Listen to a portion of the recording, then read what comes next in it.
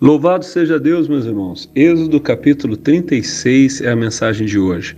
Está escrito no verso de número 1: Assim trabalharam Bezalel e Aholiabe, e todo homem sábio de coração, a quem o Senhor dera sabedoria e inteligência, para saber como haviam de fazer toda a obra para o serviço do santuário, conforme tudo quanto o Senhor tinha ordenado.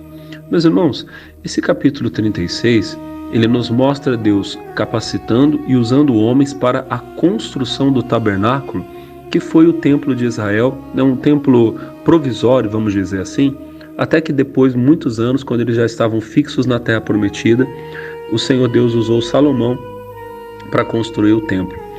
Mas, irmãos, eu quero chamar a sua atenção ao seguinte, que Deus usa homens para edificar a obra do templo.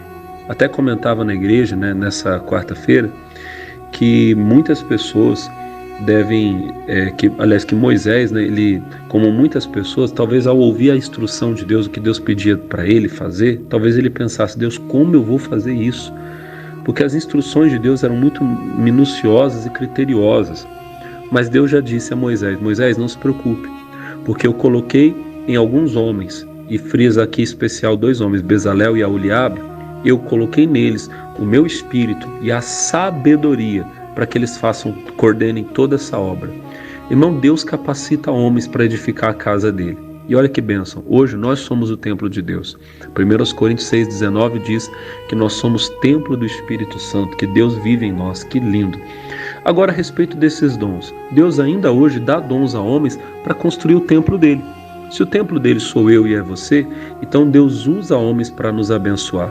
Eu gosto muito do texto de Efésios capítulo 4, que é o que eu mostrei na igreja, a partir do verso 7, a Bíblia diz: Mas a graça foi dada a cada um de nós, segundo a medida do dom de Cristo.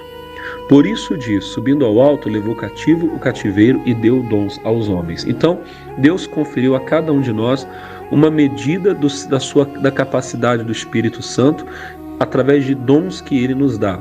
Meus irmãos, a Bíblia diz que Ele dá uma medida, mas essa medida pode crescer, tá bom? Talvez você no começo vai receber pouco, mas a Bíblia diz que se você for fiel no pouco, o Senhor te colocará sobre o muito. O versículo de número 11, dando continuidade ao assunto, diz assim: E Ele mesmo deu uns para apóstolos, outros para profetas, evangelistas e outros para pastores e mestres, ou algumas versões dizem doutores. Nós temos aqui os 5 ministérios principais, tá? Existem outros que são auxiliares. Esses ministérios, irmão, não tem a ver com cargos, tá bom? Isso aqui são dons ministeriais. Deus dá para um homem um talento, a capacidade de ser um apóstolo, ou um profeta, ou um evangelista, ou um pastor, ou um mestre da palavra. Isso não significa que ele vai ter esse título. Talvez ele nunca vai dizer: eu sou um pastor, eu sou um mestre, eu sou um profeta, mas ele pode exercer, trabalhar nesse dom, porque o Senhor deu a ele. Por que Deus concede esses dons? Por que Deus levanta homens para começar ministérios, homens para profetizar, outros para ir aonde ninguém consegue ir, levar a palavra, e outros para pastorear, e outros ainda para ensinar a palavra? Para quê? O verso 12 diz: querendo o aperfeiçoamento dos santos, para a obra do ministério, para a edificação do corpo de Cristo. Em primeiro lugar, através desses homens, nós que somos os santos, o povo de Deus, nós somos aperfeiçoados. Irmão, quando eu cheguei na igreja, Deus usou pessoas para me evangelizar, pessoas para profetizar, pessoas para me pastorear, para me ensinar. Então, meus amados, através desses homens, dessas pessoas, desses ministérios e essas pessoas que Deus usa, nós vamos sendo aperfeiçoados. A obra do ministério vai sendo edificada em nós. Nós somos como uma casa que está sendo construída e Deus vai usando pessoas para trabalhar e ir levantando. E quando é que essa obra vai estar pronta? Bom, o verso 13 diz: até que todos cheguemos à unidade da fé e ao conhecimento do Filho de Deus, a homem perfeito, à medida da estatura completa de Cristo. Bom, seremos perfeitos quando estivermos iguais a Jesus, à mesma medida de estatura dele. É claro que estamos muito longe, Mas se você se comparar hoje como quando você começou, você vai saber que você melhorou, que você evoluiu, que você hoje é mais parecido com Cristo do que era antes. E assim, meus irmãos, tem que ser. A cada dia vamos crescendo na fé para sermos mais iguais a Jesus. Até que no versículo 14 a Bíblia diz: não seremos mais meninos. Meninos aqui significa crianças, tá? Meninos inconstantes, crianças que não sabem o que querem da vida, né?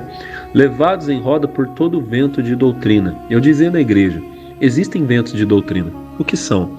São modismos que vão aparecendo na caminhada, às vezes até dentro da igreja. Mas nós que somos de Deus não vamos atrás dos modismos e nem somos enganados, como diz o final do versículo, por homens que falam fraudulosamente, homens que querem enganar. Adultos não são enganados, eles entendem as coisas espirituais e eles só aceitam a verdade, tá bom? Aí termina o versículo 15. Antes, seguindo a verdade em amor, cresçamos em tudo naquele que é a cabeça. Irmãos, queria falar mais, mas o tempo já acabou. Mas eu quero deixar essa palavra: cresça em tudo. Se tem alguma área da tua vida com Deus que você não cresceu, busque a Deus para você crescer espiritualmente. Eu oro para que todos que vão receber essa palavra, essa mensagem, sejam abençoados, fortalecidos, edificados na fé, em nome de Jesus. Amém. Deus abençoe você.